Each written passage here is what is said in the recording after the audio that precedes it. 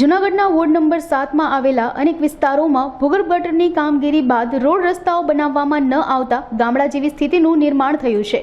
શહેરના હરિઓમનગર 1-2, જીવનધારા 1-2, વાલાણીનગર, રણછોડનગર સહિતની સોસાયટીઓમાં વરસાદ બાદ કાદવ કીચડનું સામ્રાજ્ય સર્જાયું છે, જેથી સ્થાનિક લોકો તેમજ વાહન ચાલકો હેરાન પરેશાન થઈ રહ્યા છે। તેમજ આ સમસ્યા અંગે તંત્ર દ્વારા તપાસ કરીને નિરાકરણ લાવવા સ્થાનિકો દ્વારા માંગ કરવામાં આવી રહી છે। અમારી અહીંયા જીવનધારા સોસાયટી ઝાંઝેડા રોડ પર અમે રહીએ છીએ। કૃષ્ણા પાર્ક સોસાયટી અને જીવનધારા સોસાયટીમાં કોઈ પણ જાતની બેદરકારી વાપરે છે એ લોકો। જ્યારે મત ટાઈમે બધા લોકો આવી અને બધાને સમજાવી જાય છે કે મત આપવો કેટલો જરૂરી છે, તો એના પ્રમાણે એ લોકોને કામ કરવું પણ એટલું જ જરૂરી છે। પણ નહીં, મત અપાઈ ગયો, 5 વર્ષ કઈ સરકાર આવી એ બસ ઇનફ, પછી કોઈ આવવાની એ લોકોની ફરજ નથી આવતી। અહીંયા આવીને લોકો કહે છે કે કપચી ખાડા કેટલું બધું ગંધારું થઈ ગયું છે, ગંદકી એકદમ ગંદકી વાળો થઈ ગયો છે, તો પણ કોઈ આવતું નથી જોવા આવતું। બાળકોને, વૃદ્ધોને બધાને ઘણી બધી મુશ્કેલીઓ થાય છે।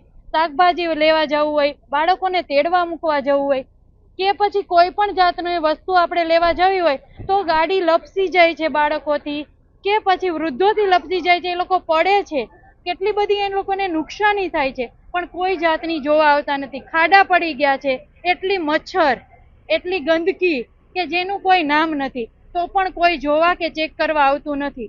એના માટે સરકારે કે અહીંના કોર્પોરેશનને ધ્યાન આપવું જોઈએ અને તેમને આવી અને અહીંયા તપાસ કરવી જોઈએ કે તમને લોકોને કેટલી બધી મુશ્કેલીઓ થાય છે। આ તો હજી પહેલો વરસાદ છે અને આટલી બધી તકલીફ છે, હજી તો 4 મહિના ચોમાસાના બાકી છે, તો કઈ હાલત થશે એ વિચારો। અને બધા જ આના માટે એક કોઈ જવાબદાર નથી, પણ બધાએ આખી સોસાયટીમાં કે આખા ઝાંઝેડા રોડ ઉપરથી બધાએ બહાર લઈ અને બધાએ ફરિયાદ કરવી જોઈએ, જેનાથી એ લોકોને ખબર પડે કે શું હાલત છે। એ લોકોને તો શું છે, 4 વ્હીલમાં ભરવું છે ને, એને તો કઈ તકલીફ થવાની નથી, એટલે એને કઈ નહીં સમજાય, પણ સામાન્ય વ્યક્તિને કેટલી તકલીફ થાય છે એ વિચારવું જોઈએ અને આગળ વધવું જોઈએ। અમે ઝાંઝેડા રોડ ઉપર કૃષ્ણા પાર્ક સોસાયટીમાં રહીએ છીએ, જીવનધારાની બાજુમાં રહીએ છીએ, પણ અમારી ગલીમાં એક પણ ક્યાંય પણ કપચી કે કાંઈ નાખેલું નથી। અત્યારે અમે હાલીએ ને તોય હલાય એવું નથી, એકદમ કીચડ ને કાદવ થઈ ગયો છે। તો અહીંયા મત જોતું હોય ત્યારે અવારનવાર આવે છે, પણ એ જોવા માટે પણ પછી નથી આવતા। તો આનું કંઈક કરવું જોઈએ ને નિવારણ, કે અહીંયા કપચી કે કંઈક નાખી જવી જોઈએ। નાના બાળકોને સ્કૂલે જવું હોય એ માટે હેરાન થાય છે,